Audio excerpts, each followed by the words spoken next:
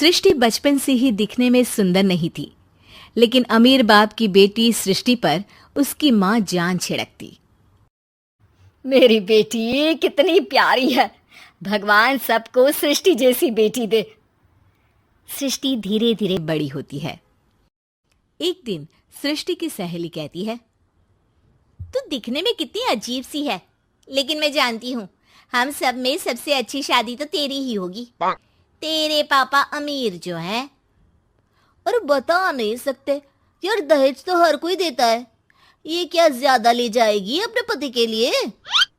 अरे बड़े शहर में कोठी है इसके पापा की। अरे पापा की है ना, कौन सी इसकी है? इसकी होती तब तो कोई भी लड़का इससे शादी कर लेता। अरे पापा की मतलब पापा की है तो मेरी ही है ना? किसने कहा?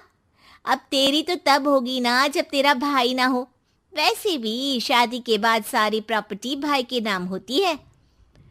सृष्टि समझ जाती है कि उसे किसी भी हालत में माँ बाप की सारी प्रॉपर्टी को अपने नाम करना है, लेकिन कैसे? एक दिन सृष्टि का भाई शीनू कहता है, बहन क्या कर रही है? तुझसे एक बात करनी है। अरे हाँ करना, मैं तो तेरी बहन हूँ। बहन मेरी लाइफ में ना एक लड़की है, बहुत अच्छी है। मैं सोच रहा हूँ माँ और पापा से बात करूँ शादी के लिए। सृष्टि को समझ में आ जाता है कि भाई की शादी होते ही भाभी उसे एक दिन भी घर में बर्दाश्त नहीं करेगी। क्या बात है भाई, बताना कौन है वो? यार वो बहुत अच्छी लड़की है, पढ़ी लिखी है, मेरे साथ जॉब भी करती है। बस एक प्रॉब्लम है। प्रॉब्लम? क्या प्रॉब्लम है भाई?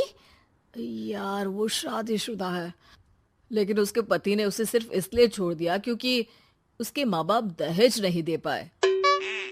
सृष्टि ये सुनकर न जाने क्यों खुश हो जाती है। अरे भाई तो क्या हुआ, लड़की तुझे तो पसंद है ना? शीनू को लगता है कि बहन उसे समझ रही है।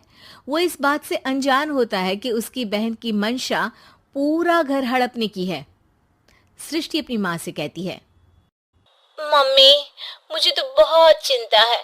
पता है शीनू क्या कर रहा है? अरे क्या कर रहा है? वो तो काम पर जाता है और वापस घर आता है।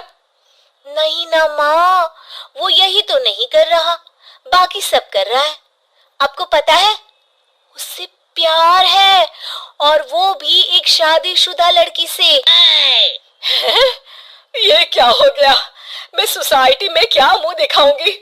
अरे तेरे पापा तो यही कहेंगे कि मैंने ही उसे बिगाड़ दिया है। माँ देखो, मेरी बात मानो, पापा पर भी विश्वास करने की जरूरत नहीं है। अब आप ही बताओ, पापा इतनी देर घर के बाहर रहते हैं क्यों? बोलो। अरे बेटा वो तो नौकरी करते हैं ना। तू बहुत भोली है माँ। पापा का ऑफिस तो 7 बजे खत्म हो जाता है, लेकिन देखो कितनी देर से आते हैं। अरे नहीं बेटा, ऐसी कोई बात नहीं है। सृष्टि माँ को एक औरत से बात करते पिता की फोटो दिखाती है। देखो माँ कैसे हैं पापा, मैं ना कहती थी कि पापा सही नहीं है।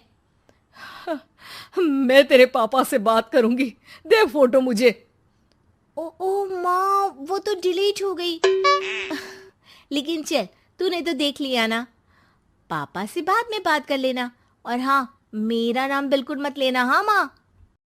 अब क्या था, सृष्टि के माँ और पिता के बीच झगड़ा होना शुरू हो जाता है। सृष्टि के मन में क्या चल रहा था कोई नहीं जानता था। एक दिन, माँ सृष्टि के लिए एक लड़का देखा है, वो लोग शाम को उसे देखने आने वाले हैं। और हाँ माँ, एक खुशखबरी, मैं और पापा मिलकर एक नया बिजनेस ट्राई कर रहे हैं। शाम को लड़का आता है, सांवले रंग का। सृष्टि को तो बिल्कुल भी पसंद नहीं आता। लड़की की माँ कहती है, लड़की का चेहरा तो कोई खास नहीं, लेकिन अगर मेरे बेटे को आप लोग सेटल कर दें तो मैं उसकी शादी आपकी बेटी से करवा दूं। सृष्टि को लड़का बिल्कुल पसंद नहीं था। उसे भाई पर गुस्सा आ जाता है।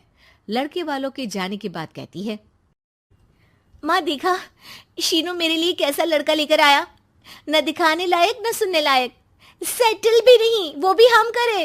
अरे माँ, मैं जानती हूँ ये मेरी शादी किसी भी घर में क्यों करवाना चाहता है। अरे कैसी बात कर रही है बहन? तूने तो देखा ना, लड़के को मैंने ही मना कर दिया तुझसे शादी के लिए। जिसने लड़का बताया था उसने उसकी बहुत तारीफ की थी। बात आई गई हो जाती है, लेकिन सृष्टि का मन शांत नहीं होता। क्या करूं, कुछ समझ में नहीं आ रहा। मेरी शादी हो गई तो ये लोग पूरी प्रॉपर्टी शीनू के नाम कर देंगे, मेरे हाथ तो कुछ लगेगा ही नहीं। तभी सृष्टि को आइडिया आता है। वो किसी वकील को फोन करती है। जी देखिए, अगर आपके मम्मी पापा का तलाक हो जाता है तो आपके पिता की आधी प्रॉपर्टी आपकी माँ के नाम हो जाएगी, फिर उसे वो किसी को भी दे सकती है। सृष्टि अब माँ को बेटे के खिलाफ भरती है। माँ, शीनू पर नजर रखा करो, वो जिस लड़की के प्यार में है ना वो शादीशुदा है। यहाँ आएगी, सारा पैसा, रुपया, जमीन, जायदाद सब हड़प लेगी। पापा का भी हाल तुमसे छुपा नहीं है।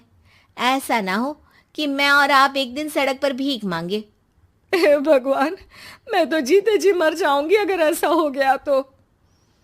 ऐसा हो गया नहीं माँ, ऐसा ही होगा। अभी समय है, आगे का सोच लो। मैं तो कहती हूँ पापा से आधी प्रॉपर्टी लेकर अलग हो जाओ। पापा की आधी प्रॉपर्टी भी हम लोगों को अगर मिल जाती है ना तो अगले 7 जन्म सफल समझो। बेचारी माँ बेटी के कहने पर पति से तलाक लेकर अलग हो जाती है। सृष्टि अब पैसों से गाड़ी और अपने दूसरे महंगे शौक पूरे करने लगी। उसके दोस्त भी उसके पैसे इस्तेमाल करते। सृष्टि, कल तुम कहाँ थी? मैं सारा दिन घर पर अकेली थी। तो मैं क्या करूं? मैंने ठेका तो नहीं लिया है ना तुम्हें संभालने का। माँ को सृष्टि से ये उम्मीद नहीं थी। वो बैठकर रोने लगती है। वहीं उसका पति यानी कि सृष्टि के पिता आ जाते हैं। मैं जानता था कि तुम्हारा यही हाल होगा, तो आपने मुझे रोका क्यों नहीं? मैं रोकता तो तुम रुकती क्या? सृष्टि के कहने पर तुमने मुझ पर अपने बेटे पर शक किया, लेकिन तुम ये भूल गई कि कैसे हम दोनों ने मिलकर जीवन में इतना सब खड़ा किया। माँ पति के गले लग जाती है। मुझे माफ कर दीजिए, मैंने आपकी कमाई का एक बड़ा हिस्सा गवा दिया। कोई बात नहीं, तुम साथ हो तो मैं ऐसी 7 प्रॉपर्टी खड़ी कर दूंगा। तभी वहां सृष्टि आ जाती है रोते हुए। माँ, मयंक ने मुझे छोड़ दिया। वो बोल रहा था जब तक मेरे पास पैसे थे तब तक ही वो मेरे साथ था। पापा, माँ, मुझे माफ कर दीजिए।